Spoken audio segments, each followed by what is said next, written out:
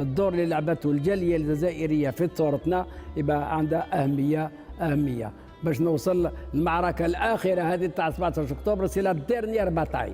الناس كامل خرجت، نساء ورجال يونكور في قلب باريس افيك دي ميليي دو بوليسيي اكسيتيرا اللي يجي اون دور باش يدخل باري الجيريا شد اقتل ولوح الواد. هذا ما كان 17 اكتوبر بينت باللي كاع الجزائريين راهم دارير لو اف ان ال او كونترار ولات لا ديليغاسيون نتاع الجماعه اون بوزيسيون دو فورس. لا ريفولوسيون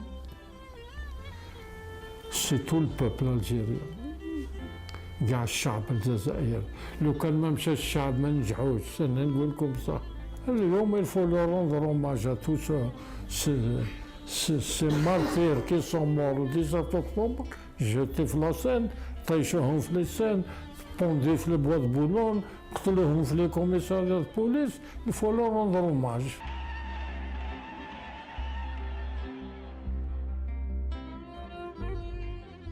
فاطمه بالدار 15 سنه في عمرها جوتما نهار لو 17 اكتوبر بالمحفظه نتاعها خرجت من الثانويه، كانت في الثانويه. Elle a été tuée et jetée à la Seine le 17 octobre 61.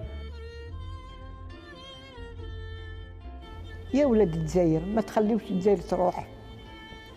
Vous devez, c'est un devoir de sauver le pays, prendre des décisions.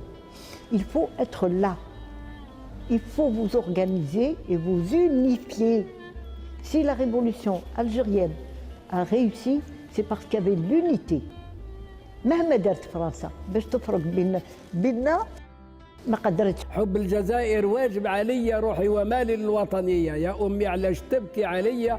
ولدك مضحي على الحريه. شبان بلادي قوموا جميعا، حياه الذل راهي شنيعه. دمي نعطيه روحي نهديه، لا نفرط فيك يا وطني ونسي والدي العزيز عليا.